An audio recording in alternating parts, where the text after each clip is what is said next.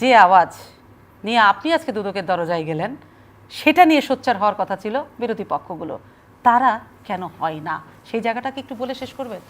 BNP আমি specifically, তারা তো বড় দল, তারা যদি সবাই মিলে একসাথে কথা বলতো তাহলে আপনাকে একা যেতে হতো মানে না। আমি দেখেন, আমি আপনার একটা কথা না, এটা মনে হয় তারা বলছে, মনে হয় না বলেছে, না, প্রেস ওই কনফারেন্সে যেভাবে বলার বলেছে। কথা স্যার, মানে বিরোধী দল বিএনপির আমার অনেক লোক ওয়েল উইশার আছে যারা আমাকে পছন্দ করেন।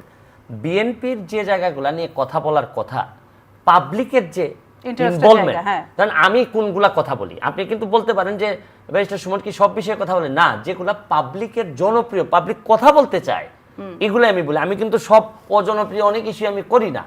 তো বিরোধী দল বিএনপির যে এই ইস্যুটা, যেটা ওরা কিন্তু কখনোই পাবলিক অ্যাটাচমেন্ট আছে এই ইস্যুগুলা নিয়ে কাজ করে না। এদের মাথার মধ্যে একটাই যে গণতন্ত্র নাই আর এরা ক্ষমতায় যাবে। আমি তো ধরেন আওয়ামী লীগ, অনিয়মের বিরুদ্ধে রুখে দাঁড়াতে ডেমোক্রেসি অটোমেটিক চলে আসবে। আচ্ছা, আমি আরেকটা জিনিস বলি, আমি তো আওয়ামী লীগ করি, আমি আমার আদর্শ বঙ্গবন্ধু আর আমার নেতা জননেত্রী শেখ হাসিনা। আমি তো মাঝে মধ্যে দুঃখ করে বলি যে নেত্রী যদি আমাকে একটু অনুমতি দিতেন, তাহলে একটা শক্তিশালী বিরোধী দলের জন্য আমি নেত্রীরা বলতাম যে নেত্রী, বিএনপির দায়িত্বটা আমারে দেয়া যায় না। বিএনপিকে কি করতেন, ঠিক হইলে তাইলে একটা কনস্ট্রাকটিভ ক্রিটিসিজম কিভাবে সরকারের করতে হয়, হ্যাঁ। শুধু ক্ষমতা না করে পাবলিকের মন জয় করে। আপনি মাননীয় প্রধানমন্ত্রীর কাছে কেন এটা রাখতেন যে মাননীয় প্রধানমন্ত্রী আমাকে বিএনপি দায়িত্ব দেওয়া যায় না? আমি তো ওনার প্রধানমন্ত্রী না, চালান, আমি তো ওনার প্রোডাক্ট। মানে আপনি অনুমতি নিয়ে যেতেন। আমি তো কোনোদিনই বিএনপিতে যাব না। বুঝতে কিন্তু পেরেছি। অনেক সময় হয় কি, আমার যিনি মালিক বা আমার যিনি গার্ডিয়ান, তার কাছে আমার অনুমতি নিতে হবে না যে আমি ওইখানে যেতে চাই। কারণ হচ্ছে কি, একটা শক্তিশালী বিরোধী দল না থাকলে যে সমস্যাটা হয়, আমার কাছে মাঝে মধ্যে মনে হয় যে আমি নেত্রীকে বলি যে নেত্রী, এটা এমন ভাবে ধাবিত হইতেছে যে এটা তো কয়দিন পরে খুঁজে পাওয়া যাবে না। কারণ এইভাবে যদি ওরা নিজের স্বার্থে যদি আন্দোলন করে সব সময়, তাহলে হবে না। কারণ আচ্ছা, আমারটা দেখেন আপনি, আমি মনে হয় বাংলাদেশের মধ্যে সবচেয়ে বেশি ব্যবধানে নৌকার সাথে আমার প্রতিদ্বন্দ্বিতা হয়েছে। আমি 1 লাখ ভোটে একজন মাননীয় মন্ত্রীকে পরাজিত করছি। আমি যেভাবে নির্বাচন করছি তাতে মনে হয়েছে বিরোধী দলের নির্বাচন করতেছি, অথচ আমি তো আওয়ামী লীগ করি, আমি তো নৌকারই মানে চাইছি। তো বিষয়টা হচ্ছে কি, পাবলিকের সেন্টিমেন্ট যদি আপনার পক্ষে থাকে তাহলে পৃথিবীর কেউ আপনাকে আটকাইতে পারবে না। এটা আমি নিজে প্রমাণ। কারণ আমার বিরুদ্ধে এমন কোনো মেকানিজম নাই যে আমার বিরুদ্ধে কাজ করে নাই, কিন্তু সাধারণ মানুষের দোয়া ভালোবাসা আমার কাছে ছিল। এই জন্য দেখেন, যে চা বাগান 50 বছরে কোনোদিন নৌকার বাইরে গিয়ে ভোট দেয় নাই, 70,000 ভোটার, 50,000 ভোট, এর মধ্যে আমি 80% ভোট আপনি তো নৌকার বাইরে না, বাইরে, শুধু প্রতীকটার সাথে ছিল না। নৌকার যারা চা বাগানের যারা, তারা তো কোনোদিনই বহু বড় বড় প্রার্থী আসছেন, কিন্তু এদের অভ্যাসটাই নাই যে নৌকার বাইরে যাওয়ার, অন্য প্রতীকে ভোট দেওয়ার। কিন্তু আমি এই অভ্যাসটা ভেঙে নিয়ে আসছি। এই জন্যই আমি বলি, শুনেন, বিরোধিতা করতে হয় নিজের ব্যক্তি স্বার্থের ঊর্ধ্বে উঠে। আর আপনি আপনার স্বার্থ পাওয়ার জন্য যদি বিরোধিতা করেন, এটাতে আপনি অন্য কারো সাপোর্ট পাবেন না, যেটা হয়েছে বিএনপির।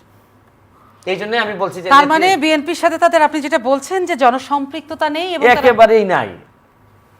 আর আরেকটা বিষয় আছে গিয়ে, আরেকটা বিষয় বলি আপনাদের, আপনি you must come with a clean hand.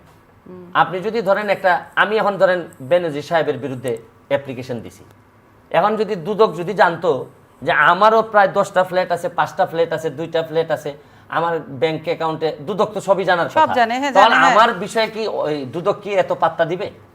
আরে দুদক বলবে, আরে উনি নিজেই তো একটা 2 নম্বর লোক, আবার আইসে 2 নম্বরের বিচার করতে। প্রশ্ন হচ্ছে কি, বিএনপির এই যে বিএনপির নেতা যিনি তারেক রহমান, তার বিরুদ্ধে এত অভিযোগ, বেশিরভাগ বিএনপির পুরাতন যারা বয়স্ক যারা নেতৃবৃন্দ আছেন, তারা কিন্তু তার কারণে বিএনপির উপর তো অভিশাপ পড়ছে হচ্ছে কি তাদের বড় সিনিয়র নেতাদের। কারণ সিনিয়র নেতারা তার কারণে অপমান অপদস্থ হয়ে পৃথিবী থেকে বিদায় নিছে, তার ভুল সিদ্ধান্তগুলো। তারেক রহমানের অভিশপ্ত এই দলটা এখন আপনি দেখেন নাইলে এত ভালো, এরকম একটা অনেক ভালো ভালো কোয়ালিফাইড মানুষ বিএনপিতে ছিলেন। তো তারা কি কারণে? কারণ হচ্ছে কি, শুনেন, আপনার নীতির জায়গাটা যদি স্ট্রং না থাকে, তাহলে আপনি আরেকজনের বলে নাই we must come with a clean hand. আমরা যখন এখানে বিএনপি কেউ নাই, অবশ্য আপনি যখন বলছেন নীতির জায়গাটা, এখানে আমরা বিএনপি কেউ নাই এটা বলাটা হয়তো ওইভাবে ঠিক হয় না। বিএনপির নীতির জায়গাটাতে আপনি বলছেন যে এখানে নিশ্চয়তা নাই, সেখানে তাদের যে লিডারশিপ, সেখানে তারাই দুর্নীতিতে একদম গলা ডুবে আছে, এটাই তো মূল কথা। আমি এটাই বুঝতে পেরেছি। এবং এই নিজে দুর্নীতি করে আপনি অন্যের দুর্নীতি নিয়ে কথা বলতে পারবেন কিন্তু না। ওদের যে সারাক্ষণের কথা, বিএনপি যে রাজপথ থেকে যে ঘরের মাঠ কথা বলছে, সেখানে কিন্তু তাদের একটাই কথা যে তাদেরকে যদি দুর্নীতিবাজ বলা হয়, মহা দুর্নীতিতে বর্তমান সরকার আবার ডুবে গেছে। তো আমি তো বলছি না যে এই সরকারের যদি সবাই ডুবেই না যায়, আপনাকে আঙ্গুল উঠাতে কেন হচ্ছে? আমি বলছি না যে এই সরকারের আমলে সবাই একেবারে পিশাব হয়ে গেছে।